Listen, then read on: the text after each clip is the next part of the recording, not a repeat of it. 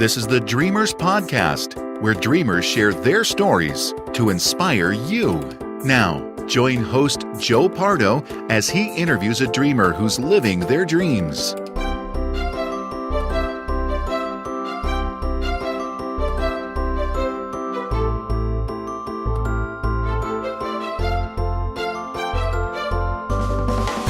Welcome to the Dreamers Podcast. I'm your host, Joe Pardo, and today I am interviewing Mike Scopa, who is living his dream by helping people around the world plan Disney vacations as well as getting them into a healthy lifestyle. Welcome to the show, Mike.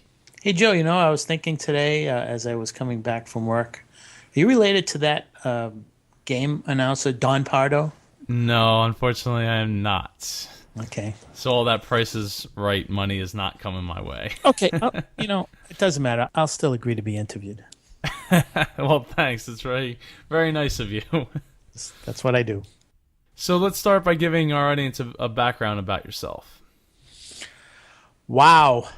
How far back do you want to go? Do you want to start with the healthy lifestyle, or do you want to start with the podcast WDW Today? I mean, I started out as a child, what can I say? Always been into sports and athletics. I was never home. I was always playing baseball or basketball or whatever.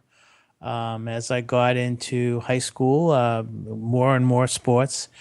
It got to the point where when I was 18, I was coaching my first baseball team, not playing, but coaching.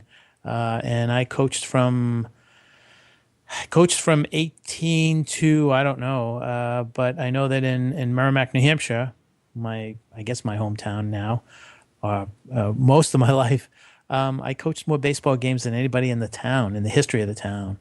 Coached basketball.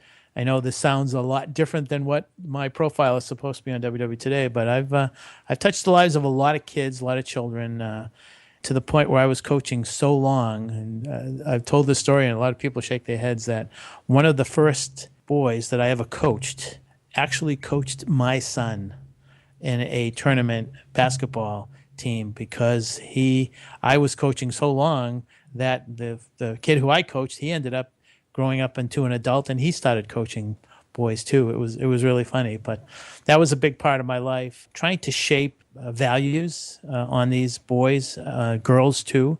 There have been many times where I caught the wrath of a lot of parents because rather than try to win a game, I tried to build character, and it was kind of tough to do, but in the end, I think that I did the right thing. So that was a big part. When I got into college, I started running. I've been running for 45 years. Do the math. Wow. And 46 years. And it's really funny over the years how things have changed. PRs are now a thing of the past. When I used to run 6 and 7 minute miles, now they're in double digits, but that's fine with me because I have nothing to prove. The whole idea is to stay healthy, promote a healthy lifestyle. So that's basically where the running comes in. The Disney stuff came a lot later in life. Let's talk about what inspires you. I think what inspires me are special people, because I think that one of the things that we do in our lifetime is we observe a lot of things, and we try to emulate those people who motivate us, who make us tilt our heads and say, that's really good or that's really bad. I think that when I see someone doing something good, it makes me think, have I done anything good for someone today? So I think that people make the world go round. I think that people inspire me to reach out and do at least one good deed a day. So I think that's very important. So how did your running come about? And then we can get into how your Disney obsession came about. Well, what happened was that when I was growing up, I was a fairly decent athlete, pretty fast, pretty strong, and I decided to see what I could do with it. And someone asked me to. I was supposed to play football for my high school team, but the problem was that I had an issue with the running back coach. I was not the easiest person to coach, and so I had an issue with him. And I decided that I didn't want to deal with him. And unfortunately, he was the varsity baseball coach. So I decided that I wasn't going to play baseball for him either. So I ended up playing baseball in a park league. But one of my teachers was the track coach, and he asked me to join the track team to do some weights and everything. And I threw the javelin. I came pretty close to setting the school record. I came within 2 feet 2 inches. Just used to pick the thing up and throw it, but it was also pretty quick. So I would actually train with the varsity and the JVs on running, and I got into running, and it didn't do much. I'd do 1 mile or 2 miles, and then when I got into college, I said, "Gee, let's see what I can do," and I started running 3 miles and then 4 miles, and next thing I know, I was really hooked into it, and it was just one of those things where I just kept on running and here and there, but never really, trying to develop it. I just felt it was something that I enjoyed doing. It was a way to have some solitude and to do a lot of thinking. And then when about 10 or 15 years later, I really started running, and I haven't stopped yet. Along the way, I've learned a lot. I've run with a lot of people. I've known very fast runners, and I've known very, very challenging runners who had to meet many odds. And it's something that I feel has kept me in decent shape for my age and allows me to get up every day and do the things I want to do. And I think that it's something that everyone should look upon as being, a piece of their life that could improve the quality of their life. So how did your session at Disney come into play? I remember doing a report in 1964. When I was in junior high school. I did a report on the 1964 World's Fair. And I talked about a lot of things that a lot of people know about what happened in the 1964 World's Fair with Walt and General Electric and Progress Land and Audio Animatronics and Carousel of Progress and all that good stuff. I remember when I was in college reading a Time magazine that talked about Walt Disney World. It was 1971. And I wasn't sure if I'd ever get to go. And I was just curious about everything. I was always a big Disney fan. I grew up with Disney movies, with Disney on television. I got to see Walt on television live and all that. Then in 75, I took my first trip. I was really was amazed at the way that the park operated. My career path, what I've been doing in business all these years, had a lot to do with it. I was very much interested and motivated by how they did things. I went back in 1976, and then with kids and mortgages and stuff like colleges and stuff, didn't get to go back till 1990. And ever since then, I've been studying how they do things. I've been trying to figure out the best way of making the most of your vacation. When I was working for a large corporation, I was one of the moderators of a Disney board, and I would come back from my trip, and I would write these very exotic trip reports, and everybody loved them. So every time I went, I wrote a trip report. That led to, I used to jump on a Disney chat, an AOL Disney chat a long time ago. It was on the second Tuesday of every month or the first Monday of every month. And I remember the host of the chat was someone named Laura237. And so we would have, I don't know how many people would be on it. And it was an AOL. And people would ask things and I would give very detailed answers. So after one of these chats, I received an email from a certain person, and he wanted to know how I was able to give such detailed answers. And I told him that, well, number one, I'm a technical writer, and I like to write, and I kept very detailed notes on the trips. And when I came back, I wrote out these trip reports so that I would remember what worked and what didn't work and what would help people. He asked me if I'd be interested in sharing those notes with others, and I asked, well, what are you talking about? He says, well, I'm thinking about putting together a website. I said, sure, no problem. That turned out to be Brian Bennett, and the website was DVC Planners, Disney Planners website. Eventually, that became, with another very small website, evolved into what is now called Mouse Planet. And Brian Bennett and myself were the chief content providers for all things from Walt Disney World. Down the road, Mark Goldhaber joined us, but and we were in touch with Mouse Planet. So my blog, if you call it, on Mouse Planet was called Scoping the Parks, and it was every other week, and I wrote whatever I felt like writing about Walt Disney World. One of the things that kind of propelled me into another level was, I think it was about 10 years ago, there was a contest that Walt Disney Company put out there, and you may have heard about it. It's called the the Happiest Pass Holder on Earth contest. And what it was it was open to annual pass holders, and they asked, the Disney Company wanted to find out what people felt about their company and why they felt they were one of the 50 happiest pass holders on Earth. So, I saw the contest, and I think I talked to people about it, but I never really took a lot of stock in it. Then about 2 days before the deadline, someone had sent out an email. I think it was Mark Goldhaber had sent out an email to everybody on Mouse Planet saying, hey, just to remind everyone, it's 2 days away from the deadline. So I read that morning before I was going to go to work, and I said, well, let me just throw something together. So I threw something together, and I remember walking out of the house, and my son said, what's in the envelope? I said, oh, this is a contest I'm going to win, and if I win, we're going to go to Walt Disney World. And he's just laughing and whatever. So I mailed it, and about, I don't know, a month or two later, this package comes in the mail with a letter attached to it. I opened up the letter, and it said, you've won.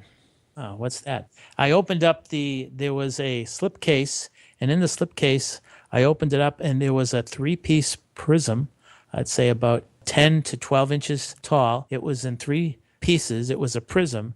Each part of the prism represented a castle from a Magic Kingdom theme park around the world. So I had become one of the 50 happy pass holders on Earth. They invited me to Walt Disney World, and for a media event. It was the following year. I think this was 2005 in April, and I got to see the opening night for Lights Motor Action stunt show. So that was kind of neat. And so I decided that maybe all these years of studying Walt Disney World and what it means to me paid off. So, because whatever I wrote, I'll keep that a secret. Whatever I wrote was very touching. So. But then it took another step higher. About a year later, the house phone rang, and I answered it, and there was somebody named Mickey on the other end. Not Mickey Mouse, but Mickey. Hi, this is Mickey from Walt Disney World. Mike, we'd like to invite you to come to New York City for the announcement of a special promotion that we're going to do. And I said, well, what's this all about? We want you to represent all the pass holders for Walt Disney World. And I was just floored. And I said, is this on the level? He said, yes. He said, I will send you an email following this conversation, giving you information on how to book your flight. We're going to fly you to New York City. We're going to put you up in, I think it was the Soho, someplace in Soho. And we want you to attend a special presentation. And we're going to interview you. And, one more thing. We're going to put your photograph in the Mickey monitor. I didn't know what to say. So anyways, I was flown to New York City. I had my own Disney representative, also Greg, and I forget his last name, who writes the Mickey Monitor. We were, my wife and I, we were taken out to dinner. I was interviewed for 4 hours about what Walt Disney World meant for me, how I, as a pass holder, feel about how pass holders should be treated. I was taken as a guest of honor to a special convention hall, whatever, and it was Disney at their best. The ceilings were painted blue. There were clouds. I got to see Jay Rizzullo, who was, I think he was executive vice president in charge of Disney parks around the world. Got to see a lot of famous celebrities talk and sing about the promotion, and the promotion was The Year of a Million Dreams, which you may recall. Yeah, I do. It was pretty interesting. That was a pretty big deal for me, and it really. They were supposed to have brought someone to represent Disneyland, but that person never showed. So I was it. Got to sit and see some very interesting things. So that kind of was a whirlwind year for me. The following year or two, I got a call from Fred Block, who you know.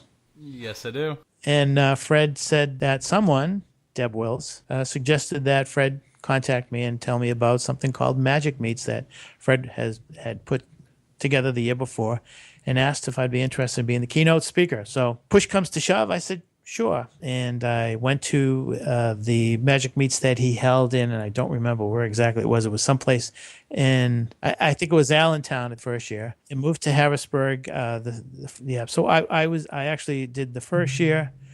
I was keynote speaker, and then second year, I think both Lou Mongello and myself were. He had 550 people. That was pretty cool, and I got to talk to a lot of people and meet a lot of people. And then, of course, you go from there to Mouse Fest, and along the way, something called WDW Today happened. I mean, I had known Len for a while. We had done stuff. Bob Selinger, I knew Bob. One of the things that Bob and Len always talked about is I wrote an article on. I always try to do things out of the ordinary. I didn't want to do your regular blog. And on this particular blog, I wrote how I had fallen asleep behind some bushes up near the castle, and I had awakened at 2:30 in the morning. And I had written it on a Friday night. I started writing it at around 10 o'clock, and when I finished, it was 2 o'clock in the morning. I didn't realize it was 2 o'clock in the morning. I had everybody believing, including Len and Bob, that it was really happening. And then it turned out to be obviously a dream. But, then we had Mouse Fest, and then, of course, we've got WW Today, and then All Ears. I joined All Ears, and then, of course, had the All Ears running team. Michelle had talked to me about an idea she had about a running team. And, so it all kind of, it was like a snowball, Joe. It just kind of kept gathering and gathering and gathering. And I've been very lackadaisical lately with blogs and stuff, but my passion for seeing people enjoy themselves is very much a driving motivation, because we work so hard in our lifetimes. And I would guess that maybe only 5% of our lifetimes do we really pamper ourselves. And one of those moments would be when we take ourselves and put ourselves on a plane, or take our family and put them on a plane and go down to Walt Disney World. It's expensive. It's you and I are very fortunate in that we've gone down quite a bit. I mean, I think I've been to, I think I've walked into a Disney park over 100 times, maybe 300 times. And sometimes I have to pinch myself and say I'm very lucky. There are others who aren't so lucky. They don't get to go as often as they would like to. So when they do save up, when they do have the time to go, I want to make sure that they make the most of their time, they make the most of their hard-earned dollars. And I think I speak for everybody on WW Today when I say that. So that's a mouthful, but that's basically where Mike Scopa came from. That's awesome. I mean, that led me to you just a few short years later. Well, like 5 years later awesome things that you never mentioned to me before. And my knowledge of WW Today, I don't recall you ever even saying any of that stuff on the show. No, well, we started discussing WW Today in August of 2005. A lot of the stuff that I told you about me going to New York and all that happened prior to that. And if it had happened during the course of the podcast, then obviously we want to discuss it. But whenever it would come up something like that, I'd mention it. But it's one of those things where sequentially it came before WW Today, so that wasn't part of WW Today. Well, I feel privileged to have had that information divulged on my show, so thank you. Yeah, it's pretty cool. I think I ended up giving that Prism Castle to Deb Wills to auction off for her Avon Walk for breast cancer. There were only 50 of those made, and I think there were only 50 or maybe 100 of those made in history, and 50 went to the WW Today pass holders, and 50 went to I think the Disneyland pass holders. And to this day, I asked my Disney representative in New York City, I said, why did you pick my essay? And she said something like, when we were looking at the essays, yours kind of brought a lot of tears to our eyes and made us realize that you knew all about, what Disney brings to everybody. What I forgot to mention too is that one of the things I had written in Mouse Planet was I brought along this concept called the Disney Zone, and the Disney Zone is a state of mind that you develop. It's a subliminal thing that occurs when you go to Walt Disney World and you begin to change in your mind things like forgetting your worries, things like forgetting what day of the week it is, forgetting what time it is, not really caring. And one of the the proudest moments of my life was when one day I went on the Save Disney website, which was Roy Disney's website, and they put my article on it. Because it was one of those things where, and we often hear about this, Joe, some people get it and some people don't get it. So that's another story. I had never even heard of the Save Disney website. Yeah. That was when there was an issue with Roy Disney. He was having issues. Well, he and Mike Eisner were battling out, and so Roy started this site called Save Disney, and guess what? I was on it, so that's kind of cool. I'm surprised they never hired you. Many people have asked, would I like to work for Disney? And when I've looked for jobs, there have been recruiters who've called me because of things. I mean, I wrote. I've contributed to Len's book. I've contributed to Kara Goldsberry's book. I wrote a tribute to. I wrote something on Lou's book on the back. He had it on the back cover.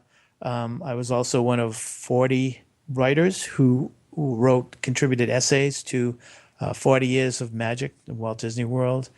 Well, interesting thing, Joe, I mean, I when I've looked for jobs and I've thrown my resume out there, there are certain things on the resume which some recruiters kind of looked at, and I've actually had several recruiters call me and ask me if I'd be interested in working for them. And actually, when I was at HP, Hewlett Packard, the area which I was in, we developed training for outside companies, and one of the biggest projects was with Walt Disney World. And every other month, the team would go to Orlando, stay at either the beach or the yacht club, and work with Disney on training. And they asked me if I wanted to be on the team. And, it's like, for a lot of people, that would be a dream come true. But what I said was, and this is my little saying, I said, I really would not like to work in my playground. And I think that's what I say today. I don't want to work in my playground. I have a saying. It's called "Don't poop where you eat." Yeah, same thing. Don't poop in the Dole Whip. So how was all this received by your family? Well, I think that everybody looked at it as something to keep me. I never stood still. I was always playing ball or coaching ball. There was a year between April 1st and September 1st where I had a calendar, and there were only 3 days between April 1st and September 1st in which I was not doing anything. I either was, I coached softball, I was the commissioner of my softball league, I played softball, and the same year in those years that I was doing that, I was coaching a Little League team, I was coaching at least one Babe Ruth team, I was coaching my son's traveling soccer team, and I forget what else I was doing. But so from April through September, and I ended up coaching all-star teams too. It was just very busy. The only time I could run would be in the morning, or it would be during lunchtime. And I think I think everybody saw me as being just a perpetual motion machine. It enabled my family to become like my daughter saw how I was doing stuff, and my son. My wife tolerated me because it took time away, but eventually it worked out very well for the family because there were perks that came with it. There were things that I found out about Walt Disney World that allowed us to do special things. I knew the ins and outs when we would go to Walt Disney World, and I would go for 2 weeks at a time. the most time that I spent was prior to the trip, making sure that I knew exactly what we were going to do and planned it out accordingly. The running helps because it kept me healthy. It really promoted a healthy lifestyle for everybody. And what about Disney? Well, it got to a point where it was really funny because if you live with me and you hear me talk about Disney, then you don't have to read me. And nobody in my family, maybe my daughter, but pretty much nobody really paid attention to my blogs or my feature writing, feature stories for all ears or anything like that. When I won the trip to New York City, then eyebrows were raised. I think after a while there was a little complacency that set in, and I can understand that. You don't have to read Dad or Mike stuff because he'll tell you about it. So it was kind of funny, but they let me do my stuff. They let me do the podcast. They let me do the writing. They let me do the running. They let me do the coaching. I coached more games without my own kids in there than my kids. So it was kind of funny, but always been kind of like over the top with everything. And I think it's the only way to go, Joe. You only live so long and you only get to do so much. So it's sort of part of the dream that we talk about, getting back to dreaming. My dream was to touch people in many ways, and touching people to get healthy, touching people to help them enjoy life. One of the things that Deb asked me to do is do something like a running blog, and I think it was 2007 or 8 I did that, and started talking about how anybody can run. And there were a lot of people who sent me emails, and I became friends with a lot of people who lost weight, people who were able to get rid of their diabetes, people who were able to get rid of their high blood pressure, people who were able to have children afterwards because of losing everything that was preventing them from having children, and then just becoming healthy and really enjoying life. So, I mean, I think that's what motivates me. If someone says thank you because of this, then I've done my job. I think we're all put on this earth to help each other, and if you don't reach out and touch as many people as you can and help them, then I don't know what does drive you. Well, Mike, we're going to wrap up right here, and we're going to pick you up on the next episode of Dreamers Podcast. I think that's a great idea, Joe. Well, talk to you real soon. Okay, I'm looking forward to coming back and finishing up what we have just begun to talk about. Thank you. You're welcome. Thank you for joining us for this episode of the Dreamers Podcast. Follow us on Twitter @Dreamers Podcast. Join us on Facebook at facebook.com/Dreamers Podcast. If you or someone you know would like to be a guest on the Dreamers Podcast, please send an email to j@jpar.co. This podcast is copyright 2014 by jpar.co.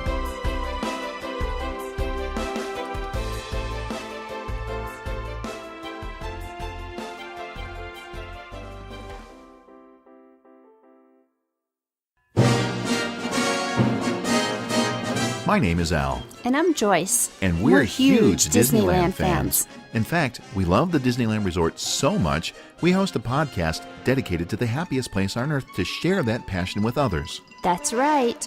On our show, Tales from the Mouse House Disneyland podcast, we share current resort news, some tips and tricks we've learned over the years to help make your Disneyland resort vacation the most magical experience ever. We uncover little-known and often overlooked gems we like to call hidden treasures, and even review the attractions and places to eat that make the Disneyland Resort so much fun. And if that wasn't enough, we even share some video episodes to help keep you in that Disney magic state of mind. If you're a longtime fan of the Disneyland Resort, or you've just recently discovered the magic, this podcast is for you. You can find Tales from the Mouse House Disneyland podcast at www.talescast.com and in iTunes. And remember, make it a Mickey day.